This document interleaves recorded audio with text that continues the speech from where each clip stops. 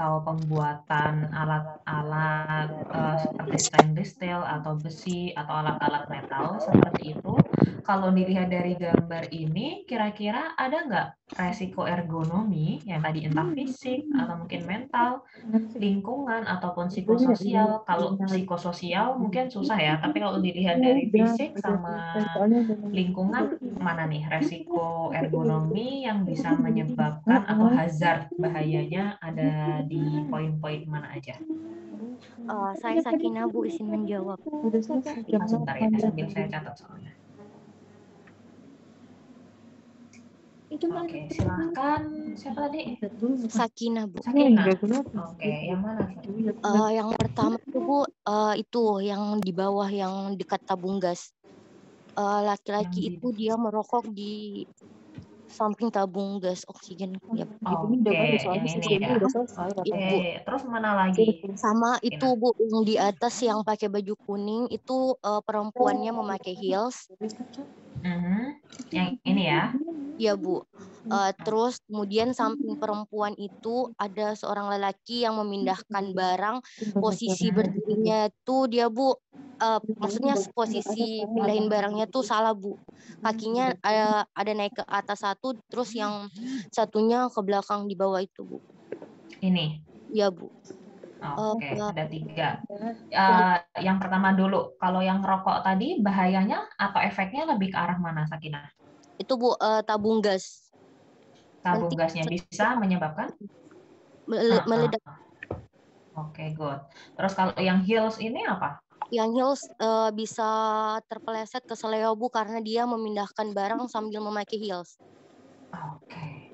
Ada lagi yang lain, Sakinah, nimnya belakangnya berapa? 36 Bu. Oke. Yang lain?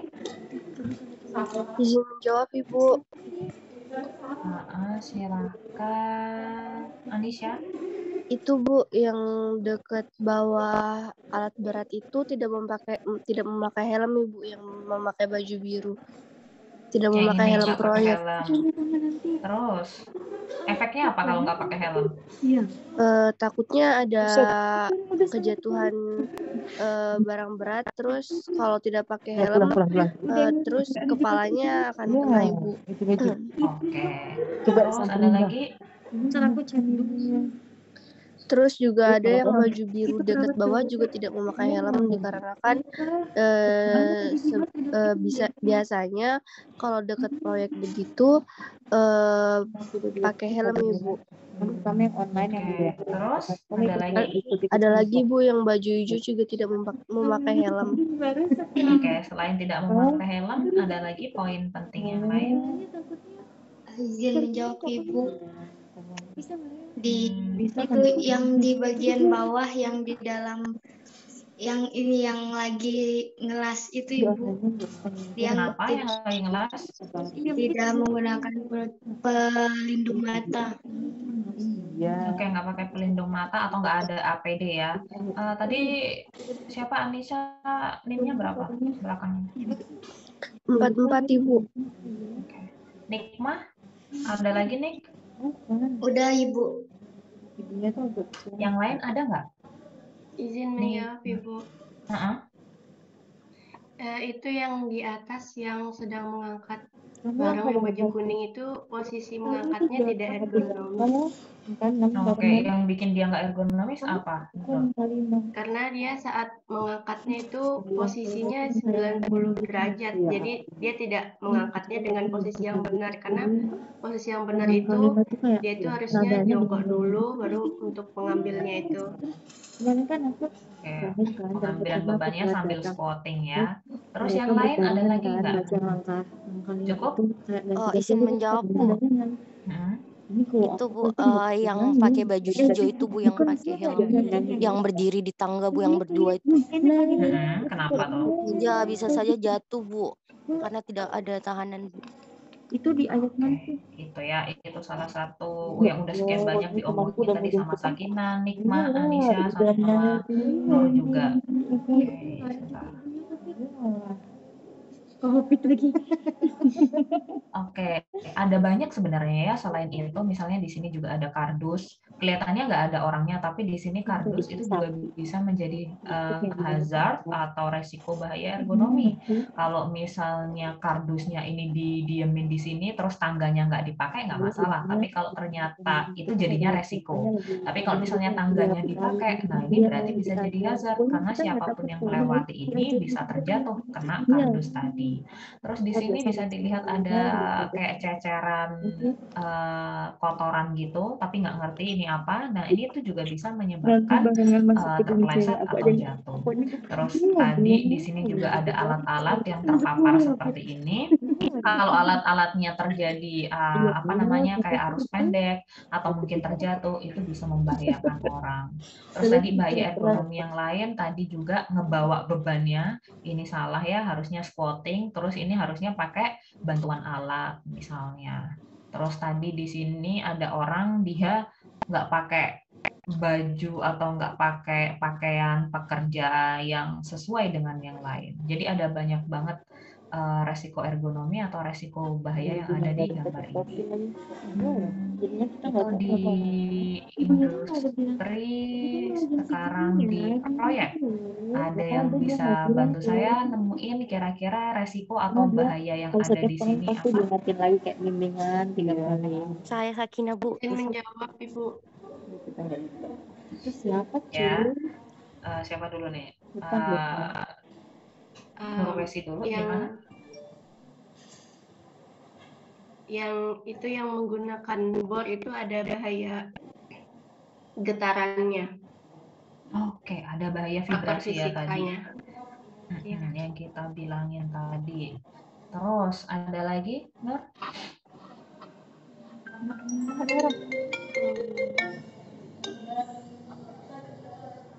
Yang sedang mengangkat beton itu, yaitu posisinya udah miring seperti itu, jadi ditakutkan untuk jatuh gitu. Harusnya bawanya satu-satu mungkin atau menggunakan alat bantu untuk membawanya. Nah, iya itu. Jadi kalau misalnya bawa betonnya satu, biasanya nggak akan efektif. Harusnya pakai alat. Dan biasanya untuk memindahkan beban-beban seperti ini, kalau di tempat proyek kayak gini ada alatnya. Gitu. Jadi ini bisa jadi resiko bahaya ergonomi fisik atau tadi yang berhubungan dengan gangguan muskuloskeletal. Oke, good. Ada lagi?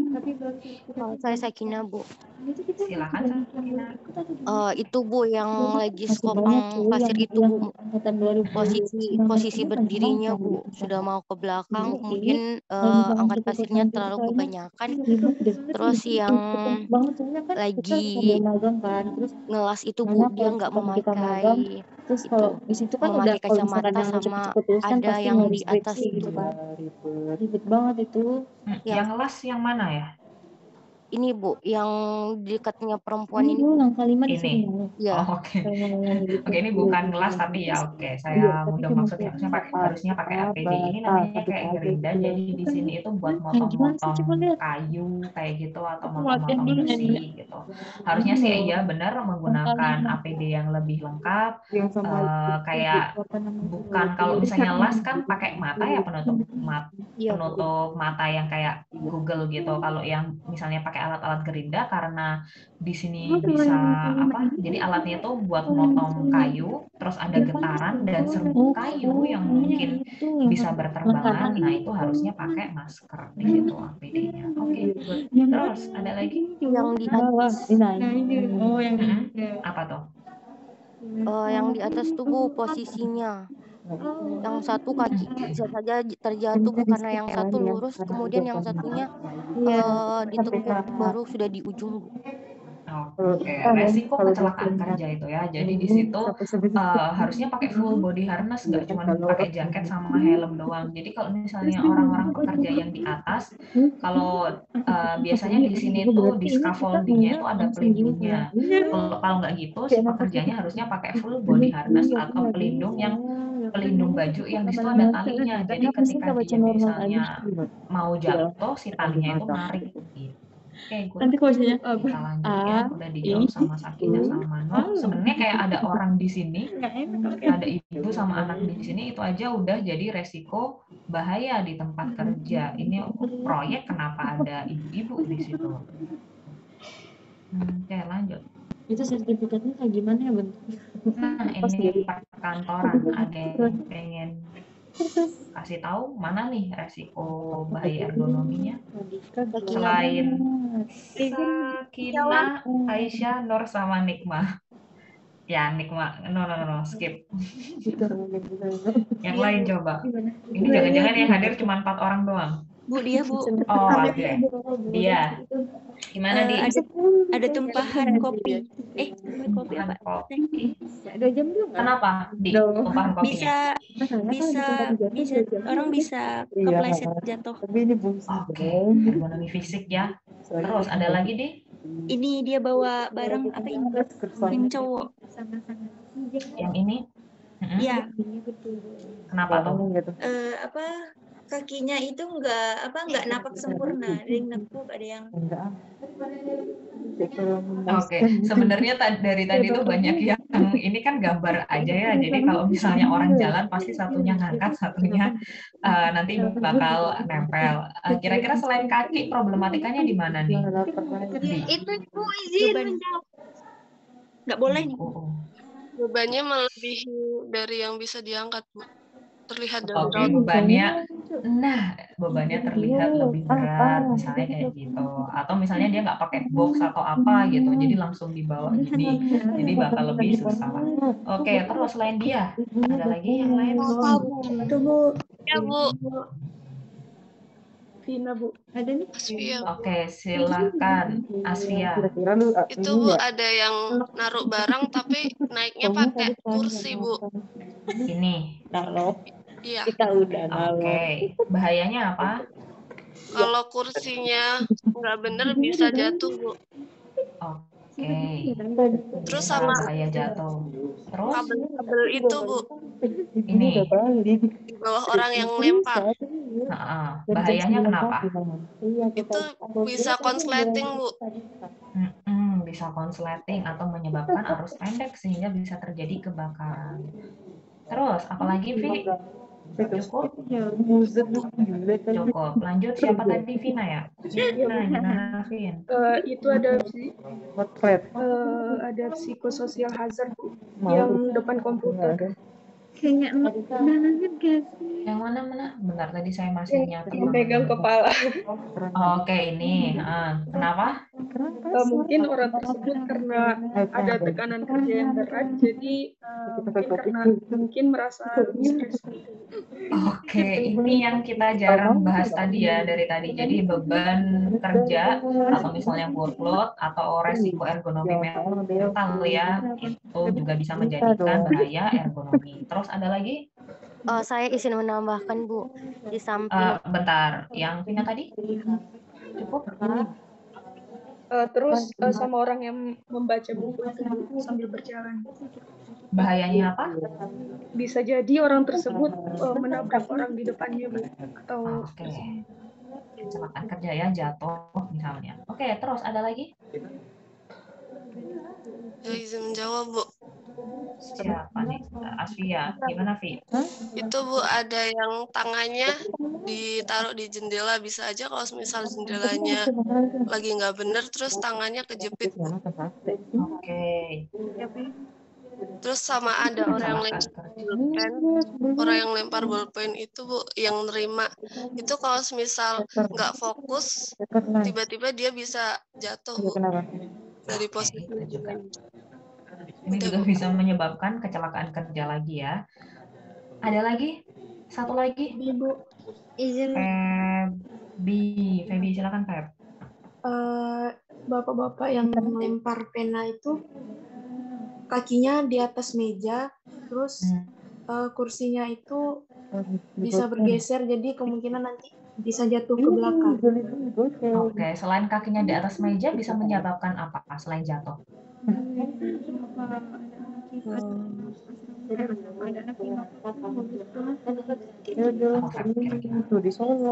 Gangguan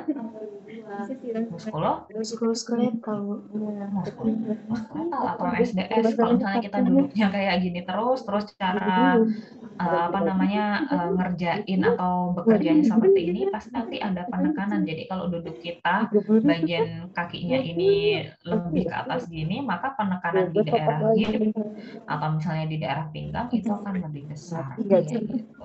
Mungkin satu yang bisa saya tambahin di sini selain yang udah ditambahin teman-teman tadi dari Rizvia, Vina, Feby, Dia, dan teman-teman yang lain. Di sini juga ada pencahayaan ya, pencahayaannya terlalu terang dan itu bisa menjadi resiko ergonomi lingkungan.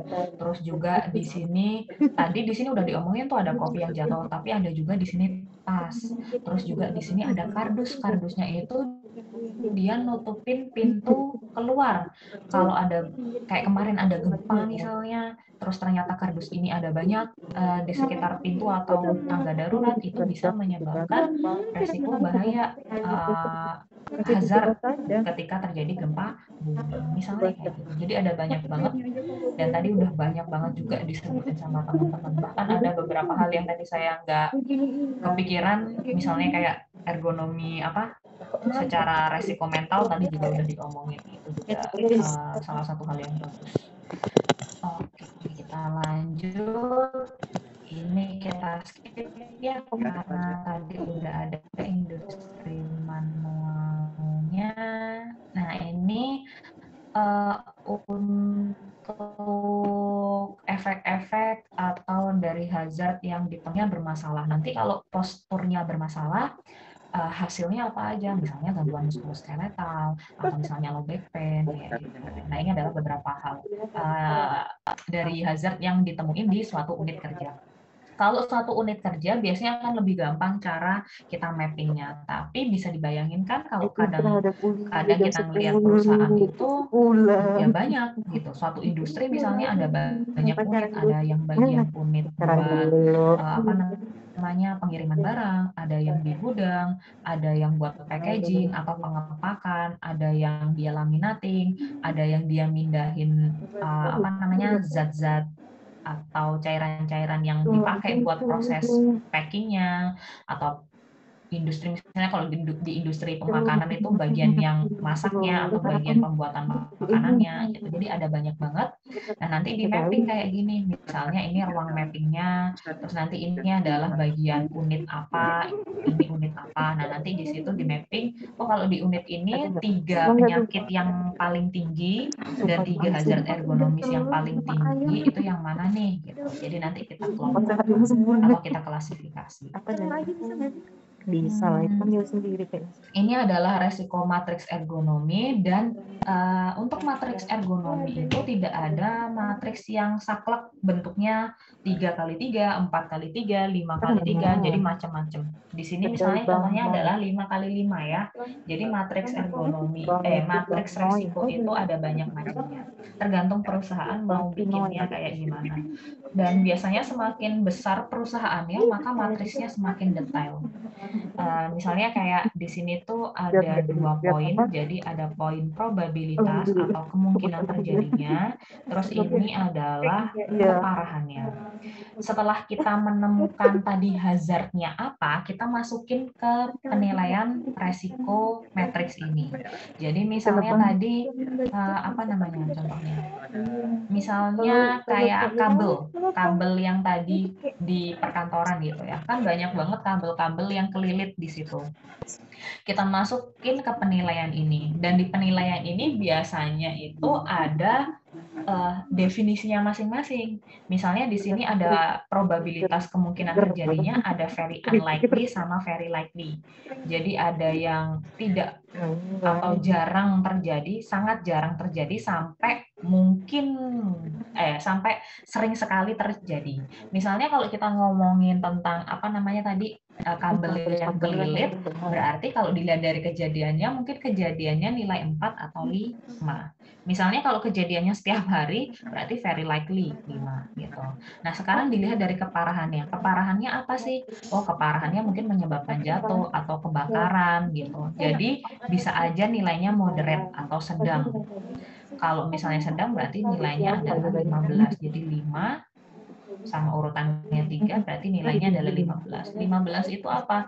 Oh, di sini ternyata kalau nilainya 15 dia masuk ke resiko yang tinggi. Berarti di situ harus segera diintervensi. Kalau hijau nggak usah diintervensi, nggak apa-apa. Kalau kuning berarti mungkin harus ada manajemen yang harus diintervensi, tapi bisa dilakukan nanti kayak gitu. Contoh yang lain misalnya tadi apa? Misalnya yang di gambar awal itu tadi ada orang-orang yang dia nggak pakai APD. Ada beberapa pekerja yang dia nggak pakai APD. Probabilitas kemungkinan terjadinya itu berapa? Tadi kita bisa melihat yang nggak pakai APD jarang kan? Jadi mungkin possible atau nilainya 3. Biasanya ada definisi masing-masing. Kapan kita harus bilang mungkin, kapan kita harus bilang sering, kapan kita harus bilang kadang-kadang. Itu nanti ada definisinya masing-masing. Terus keparahan yang terjadi apa? Misalnya tadi, ada material yang mungkin jatuh kena ke kepalanya, atau lasnya sinar atau percikan api dari las bisa kena ke mata. Nah, itu keparahannya berapa? Oh, bisa menyebabkan gangguan mata atau gangguan kepala, gangguan kulit gitu. Jadi anggap aja moderate. Kalau moderate berarti nilainya 9. Wah, kalau 9 berarti dia harus dikasih intervensi gitu. Tapi setelah persetujuan dari perusahaan. Kalau misalnya setelah di-budgeting atau dinilai secara ekonomi bisa diberikan intervensi secara langsung, ya dilakuin. Tapi kalau ternyata dari budget enggak, biasanya nanti dulu yang warna merah dulu. Versi bahasa Indonesia. Jadi ada yang hijau, kuning, merah, ada yang ungu. Warnanya ini enggak mempengaruhi, cuman biasanya intinya kalau di sini biasanya rendah, tengah-tengah sedang, nanti paling atas tinggi. Kayak gempa bumi misalnya. Gempa bumi itu dia kemungkinannya jarang terjadi atau sangat sering. Mungkin kalau daerah sekitar Surabaya atau mungkin ya Jawa Timur misalnya itu jarang ya, beda sama kayak wilayah Jogja atau misalnya daerah Jawa Barat yang mungkin kadang-kadang gitu. Nah, nanti nilainya misalnya kalau di Surabaya sangat jarang.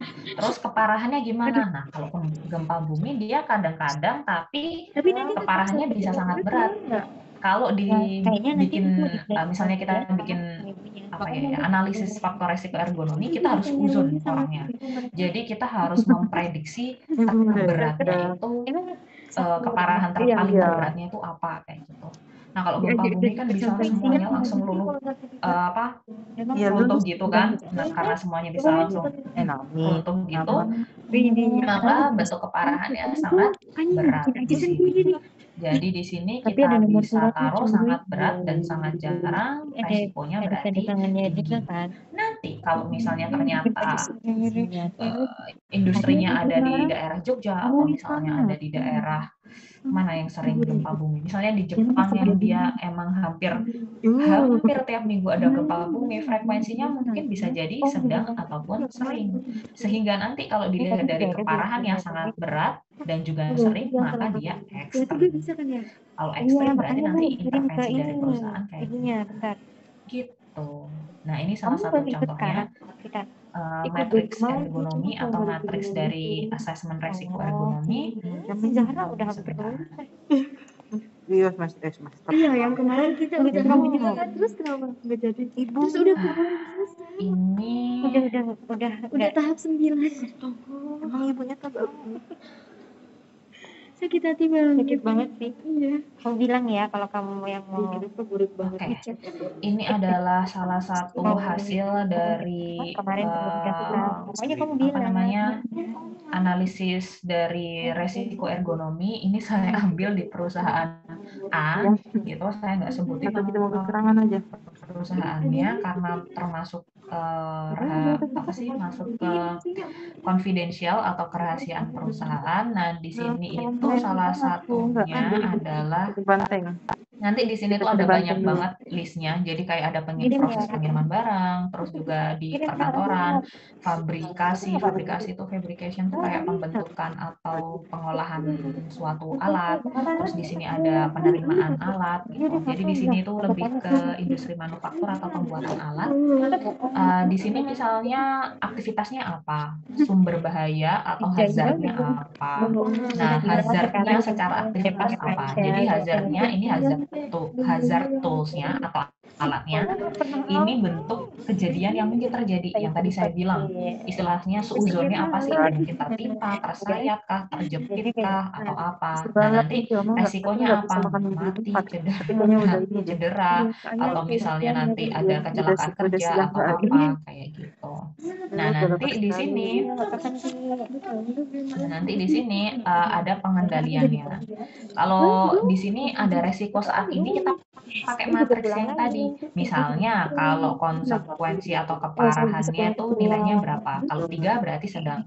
Nanti kemungkinan terjadinya jarang atau sangat sering atau gimana. Nah, nanti ini dimasukin sini. Terus nanti apakah ini nggak usah peringkat level atau resikonya, ini tadi hasil akhirnya. Terus apakah dapat diterima? Medium. Jadi dapat diterima itu dalam artian apakah resiko tersebut masih dapat diterima atau enggak. Misalnya kayak gini, kalau kecelakaan kayak cedera atau misalnya kayak kejepit, itu kan masih bisa diterima oleh perusahaan. Tapi kayak misalnya kalau kematian kan enggak ya, jadi tidak dapat diterima resiko yang terjadi. Maka dari itu, biasanya di sini kita berikan langsung intervensi secara langsung kalau yang bagian yang high. Kalau yang medium baru setelahnya. Gitu. Yang low biasanya yang paling terakhir. Pengendaliannya, nah nanti pengendaliannya masuk ke promotional activity atau aktivitas promosi pakai APD atau safety talk, pakai barikade, atau mungkin ada training tertentu kayak gitu contohnya. Terus nanti baru dicek lagi, jadi kayak tadi setelah dikuantifikasi dilakukan perhitungan lagi. Habis dia tadi resikonya tinggi, terus resikonya jadi rendah. Dari 16 ke 3 setelah diberikan intervensi. Misalnya kayak gitu. Contoh yang lain ini, misalnya penggunaan forklift. Forklift itu alat buat ngangkut barang. Hazard aktivitas atau efek yang mungkin terjadi adalah tertabrak, terlindas, tertimpa, atau terjepit misalnya kayak gitu kan. Terus nanti kita lihat deh kayak hasil keparahannya tuh seberapa, probabilitas kemungkinan terjadinya berapa. Nah, nanti hasil akhirnya penilaian resikonya berapa? 9 medium. Nah, baru nanti kita masuk ke intervensi atau implementasi promosi kesehatannya seperti apa. Nanti kalau udah dihitung kembali, oh dari intervensi yang udah ada, resikonya jadi menurun nih. Misalnya kayak gitu. Ada beberapa contoh dari penilaian resiko ergonomi. Betul. Ada yang ingin ditanyakan dari resiko ergonomi? Jauh kau pergi, jauhkan diriku. Dari saya belum ada, Ibu. Oke. Mau break dulu atau langsung lanjut? Materi terakhir? Tenang, nanti Ami ingat mamanya. Keterangan. Mohon maaf Ibu, kami yang MBKM di UNAS ada kelas offline di jam 10. Oke, ya nggak apa-apa, silakan ya kalau misalnya ada kelas offline yang di UNHAS, boleh live dulu. Ini saya record aja ya, saya record terus nanti saya upload karena saya takut nggak bisa masuk kelas lain lagi. Nanti kalau misalnya butuh pengen lihat materinya, nanti materinya ditempel gitu ya. Baik Ibu, makasih. Makasih Bu. Buset, itu bukan acara apa namanya? Mana dah?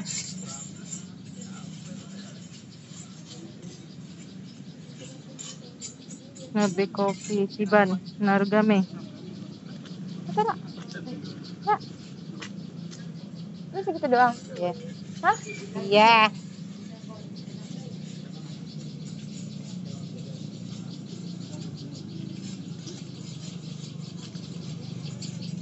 Tadi juga tuh menu sarapan.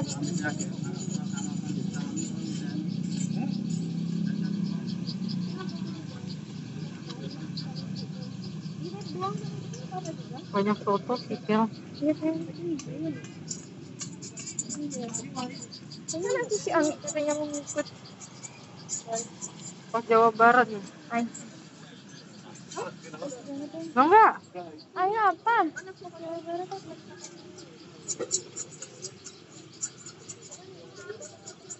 Nasi lengko, Oke, kita lanjut ya ke yang materi terakhir yaitu Kan ada screening ketoprak tuh. fisioterapi dan Itu aktivitas mereka tadi kalau promosional. lagi Sebenarnya kalau tapi tuh kayak tadi ada sudah tahunya, kita ada bahas sedikit di toiletnya, ada bagian potongnya telur, ergonomics terus assessment dikasih atau asesmen bumbu resiko kacang ergonomi.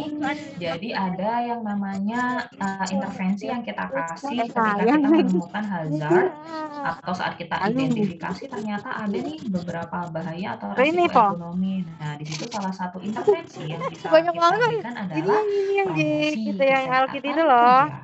Nah, dari Oh DPS iya, sendiri nah maksud upaya gue promosi itu. kesehatan Terus ini aja. yang gue diselenggarakan di tempat kerja kata gue, emang selain untuk memberdayakan masyarakat elunya mau di nggak tempat kayak misalkan kerja kita kan udah pernah ke situ terus mau ke situ lagi gitu loh, kayak agak ngejajah gitu. mengatasi, memelihara, Amin. meningkatkan Ikut dan jadi kagak? melindungi udah kesehatan tuh dia. dari Ah, individu bodo ah. ataupun lingkungan kerjanya. Jangan bilang dulu bocah. Untuk promkesja atau promosi kesehatan di tempat kerja, di situ kita memberdayakan masyarakat di tempat kerja, Oh jadi iya. si para pekerjanya, Itu udah serta ada melindungi individu atau pekerja berada di berada di dalam lingkungan ataupun di luar tempat kerja dari bahan-bahan berbahaya, stres atau lingkungan kerja yang jelek ataupun buruk gitu. WHO sendiri bilang kalau berbagai aktivitas di tempat kerja yang dirancang untuk membantu, memperbaiki dan meningkatkan kesehatan kerja, manajemen dan juga stakeholder. Stakeholder itu adalah orang-orang yang mendukung dari orang-orang atau organisasi yang mendukung dari perusahaan tersebut. Misalnya di perusahaan IT, anggap aja nih misalnya si apa namanya ya contohnya. Misalnya salah satu aplikasi yang paling banyak digunakan untuk jual beli yaitu si orange sama si hijau gitu kan. Nah di situ selain dia sebenarnya di ranah IT, tapi di situ kan dia prosesnya jual beli barang, jadi butuh kurir. Nah si kurir ini itu adalah salah satu stakeholdernya, jadi yang membantu keberlangsungan dari pekerjaan atau industri tersebut. Misalnya Kayaknya di double tujuannya apa sih kita ngelakuin promesja itu? Tujuannya adalah untuk mengembangkan perilaku hidup bersih dan sehat di tempat kerja atau PHBS. Jadi PHBS itu nggak cuma di lingkungan masyarakat aja, tetapi juga di lingkungan tempat kerja. UAS atau UTS ini. Nah, kita tuh di kampus kita nggak bisa nyari jawaban. Oke, terus menurunkan angka absensi tenaga kerja atau absenteisme. Jadi absenteisme itu adalah tingkat absensi di tempat kerja. Semakin pekerjanya sehat, otomatis tingkat absenteismenya akan menurun. Tapi kalau kesehatannya menurun, maka tingkat absenteismenya bisa naik. Kalau tingkat absenteismenya naik, maka itu menjadi kerugian buat perusahaan. Karena proses produksi menurun, pekerjanya juga menurun, terus juga nanti mungkin ada hambatan pada proses pengerjaannya, kayak gitu. Terus menurunkan angka penyakit akibat kerja atau PAK dan juga lingkungan kerja, terus menciptakan lingkungan kerja yang sehat, mendukung dan aman, membantu berkembangnya gaya kerja dan gaya hidup yang sehat, serta memberikan dampak yang positif terhadap lingkungan kerja dan juga masyarakat. Sasarannya itu ada 3, sasaran primer otomatis pekerja itu sendiri, baik dari yang paling atas, struktur paling atas sampai struktur paling bawah. Sasaran sekundernya adalah keluarga pekerja dan masyarakat sekitar pabrik. Jadi ini salah satu hal yang mungkin baru diketahui. Jadi banyak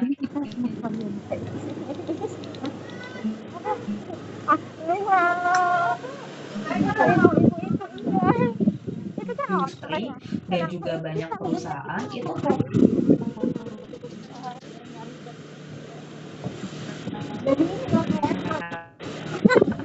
ya nggak cuma pada pekerja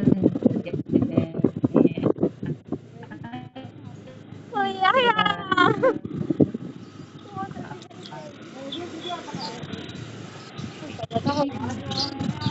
Kepada keluarga pekerja dan masyarakat sekitar pabrik atau industri. Penerang itu nggak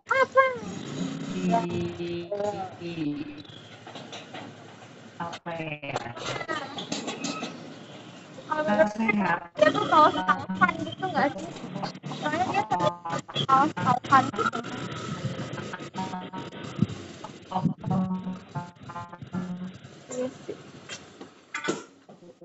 Kok hening? Ada ini kan gue kecilin tadi. Nih, ini di bawah atau ditaruh? Bawa taruh ya. Nggak tahu ya. Ada kuliah. Oh iya. Dua aja. Terus Ada gimana? pegang. Oke. Pegang sebanyak aja. Terus ini adalah 3 cara Ibunya ngomongnya itu direkam gara-gara sosialnya. iya, ingetin nanti gue isi parfum ya. Dalam memberikan program di perusahaan ataupun industri. Misalnya di sini ada persyaratan pembeli. Bentar, internet saya jelek sekali. Sekarang. Oke, di sini biasanya banyak perusahaan internasional yang mewajibkan perusahaan mitra untuk melaksanakan program Promkesja. Jadi di sini karena itu merupakan salah satu syarat, maka si perusahaan atau industri tersebut harus melaksanakan promosi kesehatan di tempat kerja. Kayak ini di sini contohnya misalnya Nike, dia menyelenggarakan program kesehatan bagi pekerja. Terus juga di beberapa ini mungkin informasi yang bagus buat teman-teman di sini. Kalau di Indonesia itu alat atau produksinya tuh termasuk bagus banget. Jadi kualitasnya sangat bagus sekali.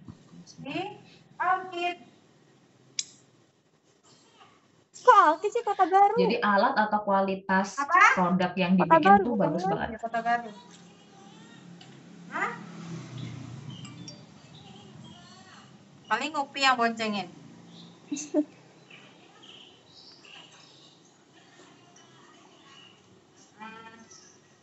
Atau sarung tangan, terus sepatu, terus kayak helm, apalagi produk-produk APD misalnya, itu banyak banget yang dibikin oleh perusahaan Indonesia. Jadi made in Indonesia, internasional apa ya? Saya lupa namanya, international multifactory. Jadi di situ perusahaannya dia emang sengaja nge-ekspor buat negara-negara lain, dan itu banyak banget di Indonesia gitu.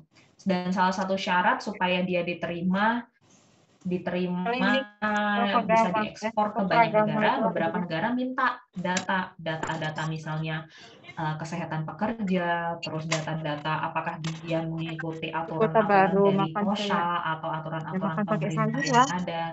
Karena kalau misalnya dia mengikuti aturan-aturan tersebut, maka kualitas produknya aman gitu dan bagus untuk dipakai. Apa Mi? Lu di mana emang? Promosi pihak ketiga, karena di situ beberapa LSM di Indonesia mempunyai program promosi kesehatan di tempat kerja gitu. Jadi ada beberapa perusahaan atau LSM atau vendor-vendor yang emang fungsinya buat ngasih program atau promosi kesehatan di tempat kerja. Dan biasanya Visio masuknya ke yang sini. Jadi kalau di luar mungkin udah banyak nih, apalagi kayak di Jepang, Korea, negara-negara Asia Timur biasanya, terus sama di daerah Eropa dan Amerika. Eropa Barat itu tuh biasanya Visionya udah masuk ke dalam tim Kesja di perusahaan tersebut untuk ngasih Promkesja.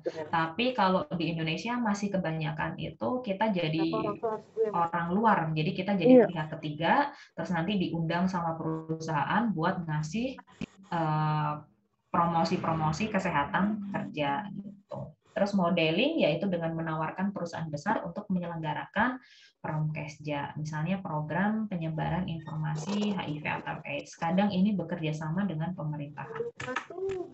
Jadi kalau misalnya pakai modeling, ada beberapa perusahaan yang terkenal tuh di daerah Bekasi sama di daerah, ya saya tahunya yang di Bekasi itu dia menjadi perusahaan modeling untuk penyebaran HIV/AIDS, terus juga PHBS di tempat kerja kayak gitu. Jadi kayak salah satunya kemarin waktu COVID dia itu juga salah satu perusahaan model yang jadi contoh buat industri lain. Kalau ini nih, kalau misalnya cara dia ada COVID, nanganin COVID-nya tuh kayak gini nih, kayak gitu. Nah itu namanya modeling. Contoh tema kegiatan yang bisa diambil untuk prom kerja otomatis sesuai dengan identifikasi hazard di tempat kerjanya tadi, yang hubungannya sama kesehatan ya.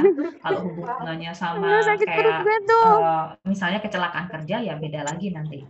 Kalau misalnya kesehatan kerja, misalnya kayak tadi kebisingan, pencahayaan, terus misalnya ada bahaya yang berhubungan dengan virus ataupun bakteri, atau tadi gangguan muskuloskeletal. Nah nanti kita bisa lakuin bentuk-bentuk promosi kesehatan kerja yang sesuai. Misalnya di sini ada di situ bawa topik untuk berhenti merokok atau misalnya olahraga. Itu biasanya didasarkan karena di perusahaan tersebut banyak perokoknya atau misalnya di situ ternyata aktivitas fisiknya rendah. Jadi bawa topik tentang olahraga dan juga berhenti merokok. Misalnya kayak gitu. Kalau di dalam tempat kerja, contohnya kita bisa merekrut pekerjaan untuk dijadikan, pekerja untuk dijadikan kader kesehatan, kegiatan pameran kesehatan, senam peregangan di sela-sela jam kerja, dan juga penyuluhan kesehatan di kantin atau di mes pekerja. Di mes pekerja itu di tempat kerja.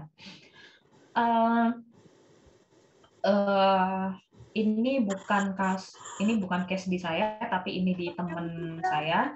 Jadi di perusahaan teman saya itu setiap perusahaan perkantoran, jadi setiap 2 jam sekali atau biasanya jam 10 dan juga jam 2 apa jam 3 gitu, ada break. Jadi misalnya semua yang pakai laptop atau pakai komputer kantor, nanti tiba-tiba komputer atau laptopnya setiap jam 10 sama jam 3 dia akan menyetel video untuk stretching gitu.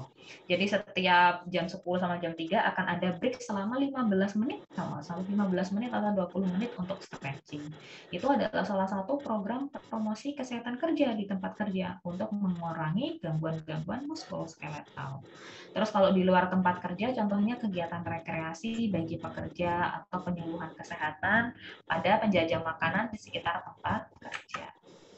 Manfaatnya otomatis bisa bagi perusahaan dan bagi pekerja. Kalau perusahaan, maka perusahaan bisa mendapatkan pekerja yang loyal atau setia kepada perusahaannya, terus juga bisa lebih produktif, ada citra baik atau image yang baik di masyarakat sekitar, ataupun buat pebisnis mereka. Ini yang penting. Biasanya ini yang paling utama buat para pengusaha. Jadi kalau image-nya semakin bagus, maka tingkat kepercayaan konsumen juga akan semakin bagus.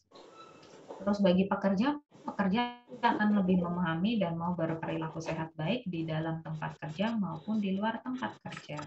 Kosong nggak sih Ini ya? langkah-langkah yang dilakukan. Kosong. Standar ya, kita komunikasi, terus kita nanti implementasiin program kesehatan kerjanya, kita buat komitmen dan juga kita bikin kegiatan. Biasanya sih kalau untuk prom kerja ini kita bikin proposal. Jadi tadi kita identifikasi, oh ternyata banyak perokok nih di tempat kerja. Ya udah kita bikin campaign anti rokok gitu. Atau misalnya nggak boleh merokok di tempat kerja. Kalau misalnya kita bilang nggak boleh merokok, kita ada solusi nggak dari tim kerjanya tuh ada solusi nggak kalau misalnya nggak boleh merokok, ada tempat buat merokok atau gimana gitu, kita intervensi dengan olahraga, terus kita list tuh kira-kira campaign anti merokoknya itu karena merokok bisa menyebabkan A sampai Z gitu efek kerugiannya. Tapi kita di sini ngasih solusi, kalau misalnya buat perokok aktif silakan nih kita bikin bilik buat merokok sendiri. Jadi kalau mau ngerokok harus di sini. Terus udah tuh kita bikin proposalnya, kita ajuin ke struktural atau ke entah presidennya, entah supervisor bagian K3 atau apa gitu. Pokoknya yang bagian tentang promosi itu. Udah di situ disetujuin, ada budgetnya, ada waktunya, ada tempatnya, baru nanti kita lakuin gitu. Terus baru diimplementasikan dan dievaluasi.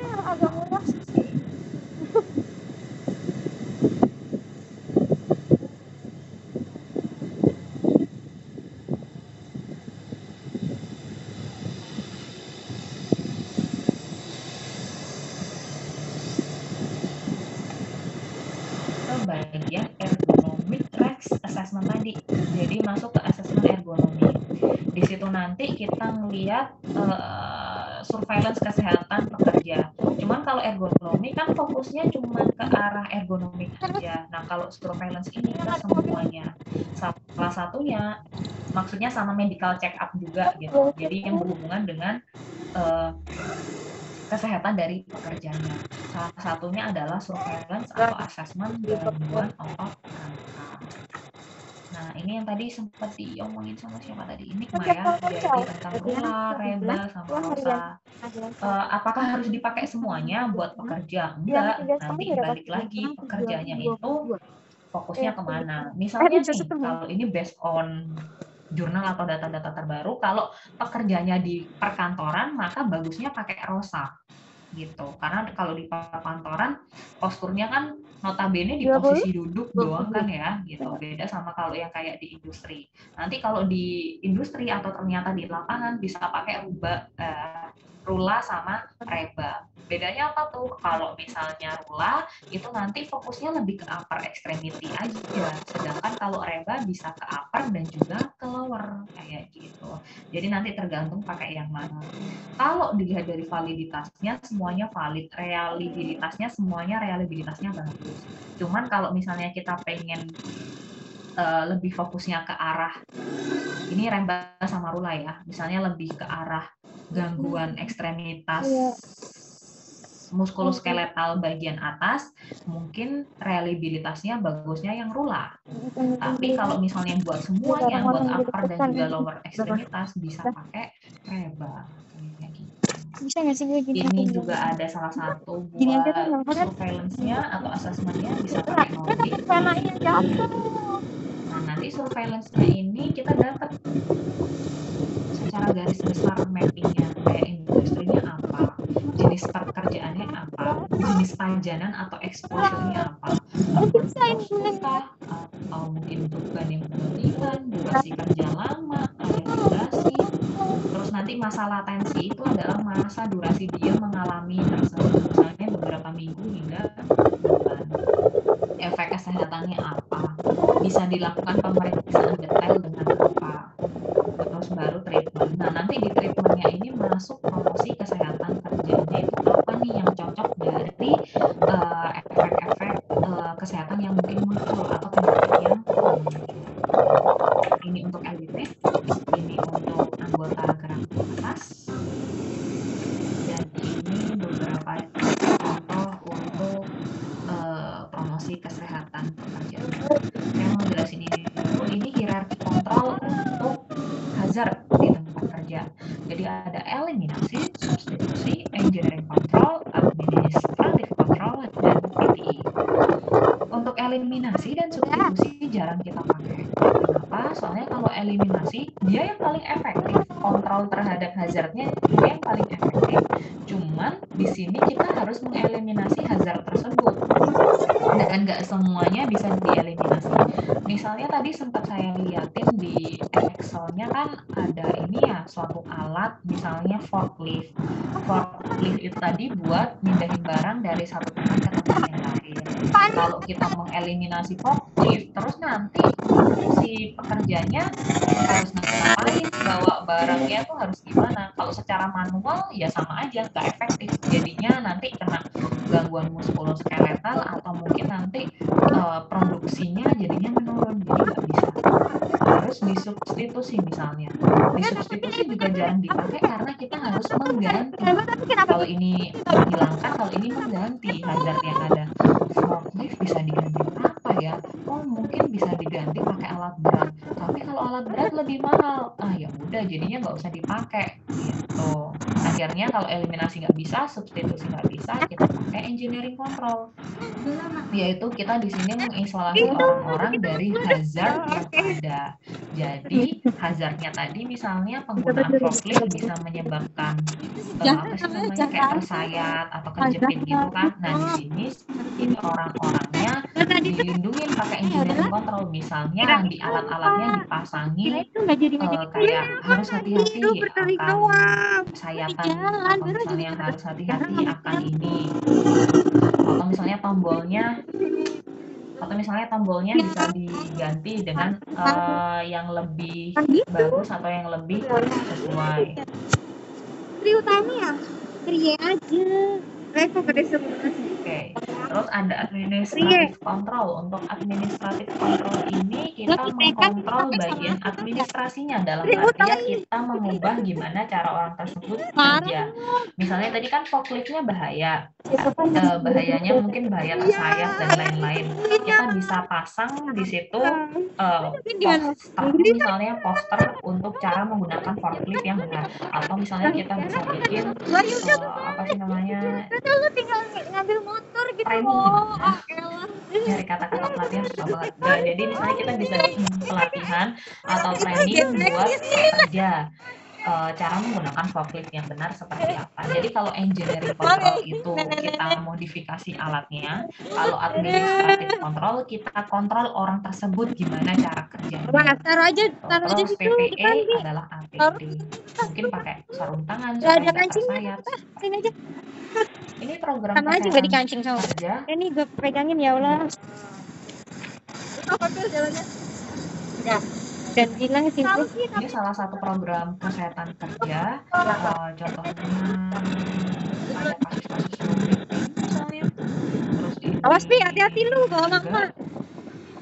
Ya Allah, kita kayaknya first time deh boncengan. Mungkin kalau BPM sama dengan waktu kita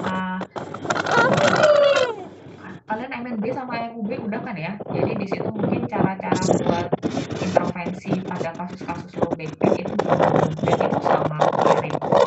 Yang sering banyak miss sama perusahaan itu kadang-kadang ini penggunaan brace. Jadi ada tuh beberapa perusahaan yang bilang kalau pasien habis kena LBP disuruh pakai brace aja waktu dia ngangkat barang atau manual handling lah kayak gitu. Padahal sebenarnya dari jumlah setahu saya itu seseorang itu nggak disaranin pakai brace kalau misalnya dia ada low back pain. Tapi dia dulu low back painnya low back pain apa ya? Kalau lebih ke arah muskuloskeletal kayak spondylolisthesis,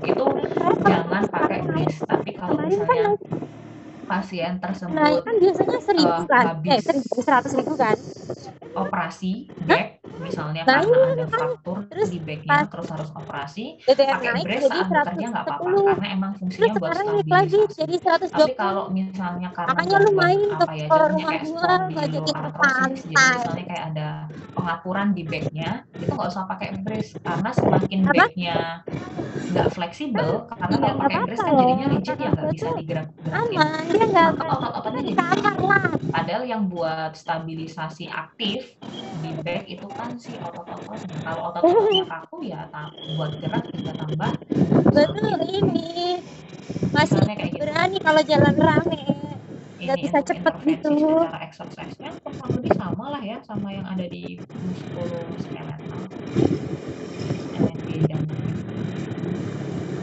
kalau yang ini program ini tadi namanya siapa? Zahra Upi Ami gitu.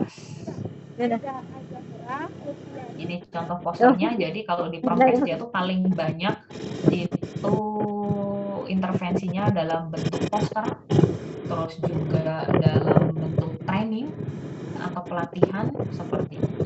Kalau kita pertama kali boncengan, padahal dulu pas online kita deket banget.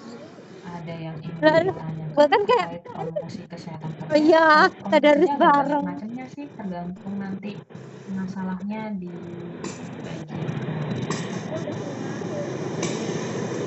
Apa? Ibu mau Punya apa? mengingatkan Siapa yang punya SIM? untuk materi kedua Lu jam udah punya 10 SIM? sudah bisa Gila lu. Gue absensi. takut. Oke, nanti saya presensiin sesuai tadi masuk pertama ya. Baik Ibu, terima kasih Ibu. Gila sejarah nih Pak. Takut banget gue. Yang kedua belum dimasukin Vin absensinya. Kenapa Ibu? Absensinya belum dimasukin jadwalnya yang kedua jam 10 sama yang jam 1 kayaknya belum juga deh. Di saya itu penjadwalannya Udah di SIM PTT udah saya rubah tadi. Yang jam 10 sama jam 1. Coba cek lagi. Ini soalnya enggak ada. Cuman yang jam 8 aja. Kelihatan ini. Bentar ya Ibu. Cek lagi ya sekalian yang jam 10. Yang sekarang jam 13.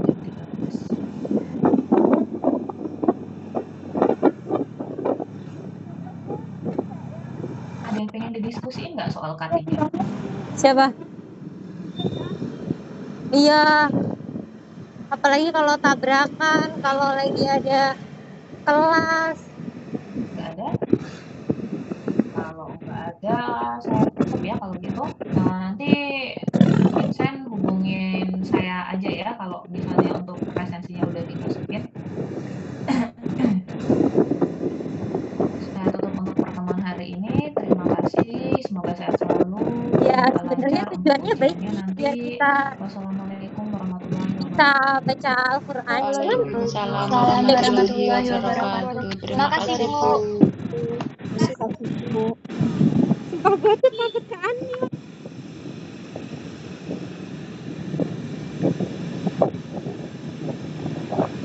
Loh, kok pada keluar, Pi?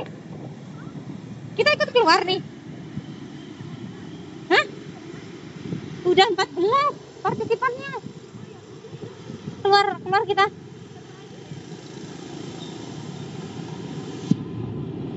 Gimana? Satu aja. Semuanya pada keluar 13 ini.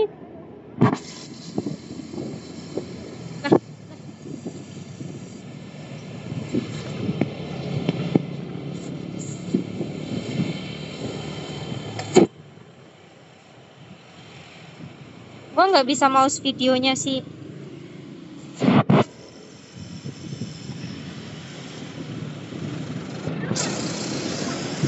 Keluar tandanya bawah sampai Mang. Nggak ada tanda apa tulisan keluarnya tuh ketutupan ininya jarak loh, detik-detiknya rekaman jarak. Sumpah tinggal 12. Apa?